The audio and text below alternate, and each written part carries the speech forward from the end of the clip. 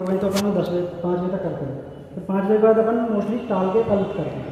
जैसा अपने ऊपर पावर रहती है, पुलिस वाले बोले कितनी पावर रखना स्टोर करके रखना, अपने पास हमारी बॉडी स्टोर करने की जगह है, आराम से कर सकते हैं। तो सबसे पहले अपन को वो उस पर रखते हैं, वेट करते हैं पहला बॉडी का कितना वेट है। फिर उसके बाद अपन यहाँ लाते हैं, इसकी मेजरिंग करते हैं, उसका लगी रहती है। या फिर अपन अपने जो टेप रखते हैं उससे भी कर लेंगे। फिर अपन हाइट वगैरह पूरी है ना, फिर उसके बाद अपन सिर्फ कपड़े रखते हैं और पूरा जो भी कुछ भी पहने हुए है वो कुछ भी पहने हुए सब कुछ देखेंगे। फिर उसके बाद क्या करते हैं अपन, उसका फिर सारे कपड़े वगैरह फाड़ देते हैं। कभी भी कपड़े ना अपन को खोलना नहीं है कि तुम बटन खोल के निकालो, काट दो। क्या है, ये बटन की भी मार्किंग याद रखनी पड़ती है। कभी मान लो कोई लड़ाई झगड़े में करा तो बटन का एक बटन टूटा है वाला, तो उसका भी सिग्निफिकेंट है कि भाई लड़ाई करी है तो बटन टूटा है। तो अपन मान लो कोई बंदूक की गोली मार दी या फिर कभी कुछ भी हुआ, मतलब कुछ भी लड़ाई वगैरह हो तो अपन डिफेंस वाली इंजरी हो कुछ भी हो तो यहाँ पर चिन्ह आ सकते हैं। तो इसलिए कपड़े साइड से काटने ही है, कभी भी बटन खोल के या पैंट खोल के नहीं।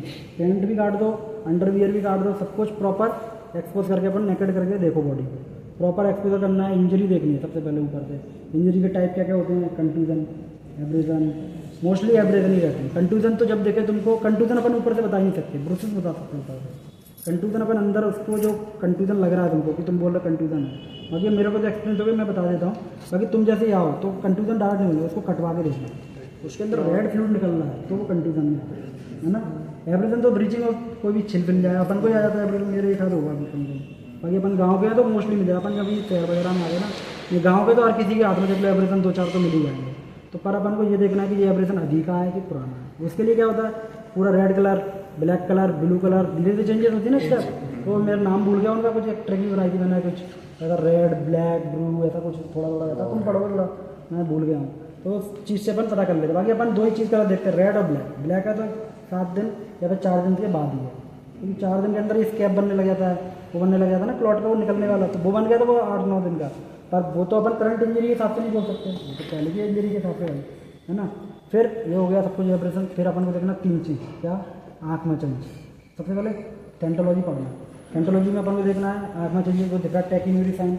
अब आईओपी तो अपन गिन नहीं सकते, क्योंकि आईओपी गिनने के लिए तुम ऑप्थल में गए हो कभी पोस्टिंग, तो उसमें एक वो आईओपी मेजर करते हैं, टोनोमीटर देखा नहीं, तो उससे मेजर करते, वो तो अपन यहाँ रखते हैं। तो आईओपी तो अपने लिए नहीं है, वो ऑप्थल में स्कोप ही आके या फिर ऑप्थल वाला अपना ओपिनियन अपन को लगे कि अरे आजकल बहुत अलग अलग प्रकार के आ गए, कोई पैराक्यून वगैरह दे के मार दे किसी को, तो वो उस कंडीशन में करते हैं। पर वो अपने लिए नहीं है, वो ऑप्थल में स्कोप अपन कॉल लगाएंगे।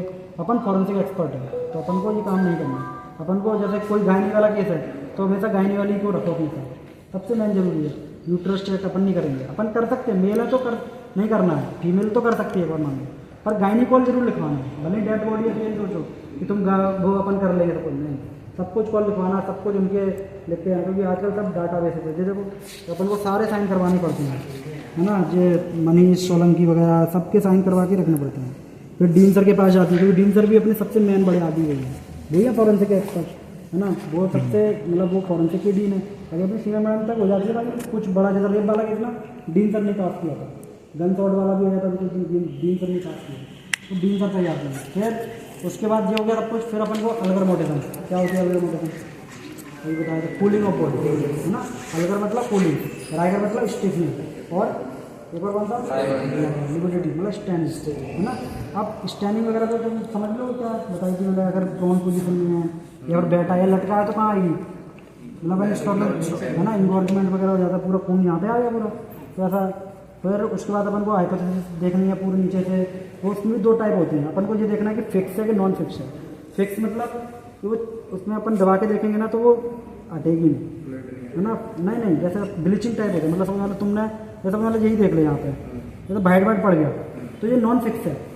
अब नॉन फिक्स मतलब क्या हो गया कि ये ना बॉडी 12 घंटे पहले मिल गई, और अगर ये फिक्स हो गई मतलब वो चेंजेस नहीं हो रहा, तुम कितना भी दबा लो तो वो 12 घंटे के बाद वाली समझ आ गई। तो अलगर मोड वो सॉरी हाइपोथेसिस के बारे में अपन समझ गए।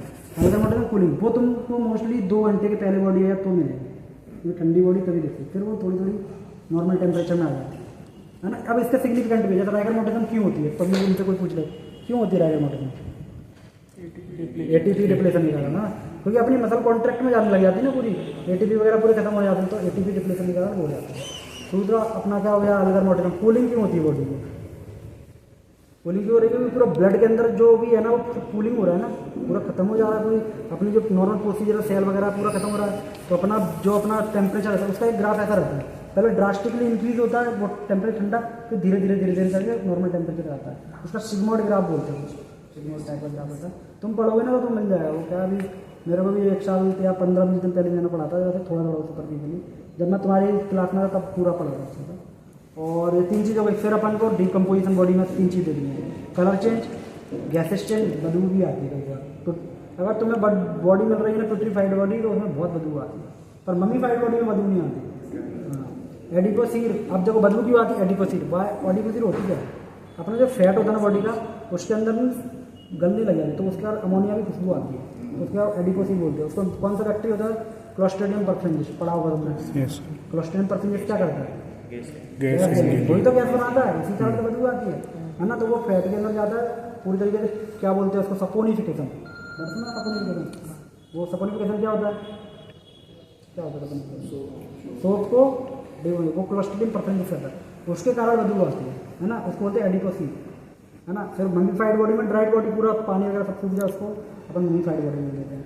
फिर इंसिजन के बारे में बताया थोड़ा थोड़ा मैंने, क्या बताया? इंसिजन कौन सा टाइप की? आई टाइप है ना, वाई टाइप, मॉडिफाइड है ना, एक्स टाइप, और भी 1-2 टाइप और होते हैं, तो देख लेना।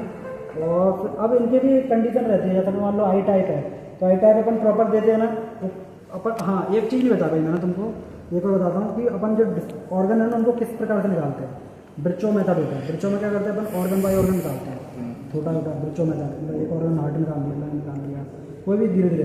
फिर आता है इनवास मेथड, लैटिव मेथड भी बोलते हैं उसको। जी हमारे समय पर 5 नंबर का क्वेश्चन आया था, लैटिव मेथड बोलते हैं, उसमें अपन पूरा का पूरा ऑर्गन निकाल देते हैं एक साथ में, फिर उसको देखते हैं। उसमें क्या रहता है ना, एनाटॉमी इंटैक्ट रहती है। अब अपन ऑर्गन निकालेंगे तो एनाटॉमी तो सारी गड़बड़ आ जाएगी, पर उसमें इंटैक्ट रहती है। अपन बता सकते हैं प्रॉपर कि भाई जाना तो नहीं जा सकते तुम, बस जा तुम बच्चे तो जाना तो लड़ दो। हाँ एक और रहती है इंटो ब्रिचो, और एक बॉन, और एक और रहती है अपनी रॉकेटेल्स की। रॉकेटेल्स की इन्फेक्टेड बॉडी में है ना, तुम जा सकते हो, कोई दिक्कत नहीं। और कुछ लगे तो तुम मेरे पास आ